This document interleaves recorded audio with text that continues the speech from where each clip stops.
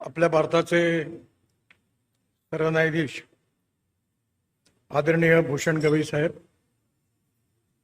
महाराष्ट्राचे लोकप्रिय मुख्यमंत्री आदरणीय देवेंद्रजी, आपल्या महाराष्ट्रातील हायकोर्टाचे प्रमुख जज आदरणीय नितीन सांबरेजी, आदरणीय बावनकुळेजी, संजय शिरसाटजी, या समितीचे अध्यक्ष गिरीश भाऊ, नागपूर विद्यापीठाच्या कुलगुरू, मंचावर उपस्थित सर्व मान्यवर आणि उपस्थित सर्व बांधवांनो आणि बहिणींनो, मी आणि देवेंद्रजी दोघेही या महाविद्यालयाचे माजी विद्यार्थी आहोत आणि विशेषतः या महाविद्यालयाचा इतिहास असा राहिलेला आहे की या महाविद्यालयाने या देशाला अनेक मोठे मोठे नेते दिले आहेत। विशेषतः हिदायतुल्ला साहेबांपासून तर बोबडे साहेबांपर्यंत अनेक न्यायमूर्ती या महाविद्यालयातून आपल्या इथे देशात त्यांनी नेतृत्व केलं आहे। आपल्या विद्यापीठांमधून देखील आदरणीय नरसिंगरावजी असतील, वसंतराव नाईक असतील, अनेक मोठे मोठे नेते मंडळी आपल्या विद्यापीठातून तयार झाले। या विद्यापीठाचा इतिहास अतिशय गौरवशाली आहे आणि या इतिहासामध्ये आपल्या या विधी महाविद्यालयाचे महत्त्व तेवढंच आहे। मला अतिशय आनंद आहे की आपल्या संविधानाचे निर्माते आदरणीय बाबासाहेब आंबेडकर यांच्या स्मृतीप्रित्यर्थ आज हा संविधान पार्क आणि त्याचबरोबर बाबासाहेब आंबेडकरांच्या पूर्णाकृती पुतळ्याचं उद्घाटन आदरणीय गवई साहेबांच्या हातून या ठिकाणी झालेलं आहे। खरं म्हणजे स्वातंत्र्य, समता आणि बंधुत्व हा भारतीय संविधानाच्या मार्फत बाबासाहेबांनी आपल्याला दिलेला अमोल असा ठेवा आहे आणि हे संविधान ज्या भक्कम पायावर, 4 पायावर उभं आहे, त्यातली executive wing, legislative wing, judiciary आणि त्याचबरोबर मीडिया, या 4ही क्षेत्रातले प्रमुख लोक या ठिकाणी उपस्थित आहेत।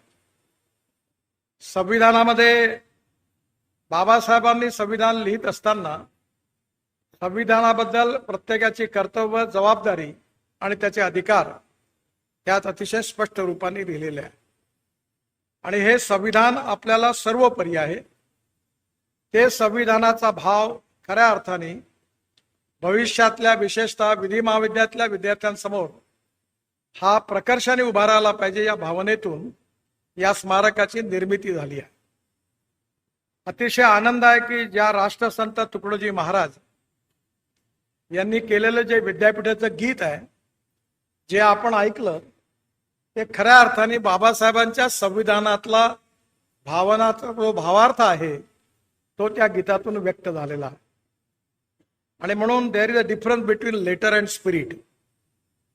स्पिरिट बिहाइंड द कॉन्स्टिट्यूशन हे खऱ्या अर्थाने विशेषतः विधी महाविद्यालयातल्या विद्यार्थ्यांची जबाबदारी अजून मोठी आहे आणि त्या दृष्टीने अतिशय योग्य असं स्मारक या ठिकाणी झालं आणि त्याचबरोबर याचं उद्घाटन पण आपल्या सगळ्यांकरता अतिशय अभिमानाचा विषय असणारे भूषण गवई साहेब आज आपल्या या कार्यक्रमाला उपस्थित आहेत।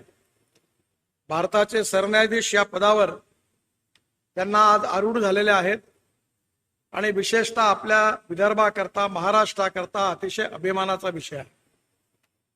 मी ज्यावेळी लॉ कॉलेजचा विद्यार्थी होतो त्यावेळी स्टुडंट पॉलिटिक्समध्ये, त्यावेळी स्वाभाविकपणे नुकतंच अमरावती विद्यापीठ झालं होतं, त्यावेळी गवई साहेब अमरावती विधी महाविद्यालयाचे विद्यार्थी होते आणि मी नागपूरमध्ये होतो। त्यामुळे या महाविद्यालयातल्या आज अनेक निर्णायक क्षेत्रात घेणारी अनेक मोठी मोठी मंडळी, त्यांचा आमचा सगळ्यांचा विद्यार्थी जीवनापासून परिचय आहे।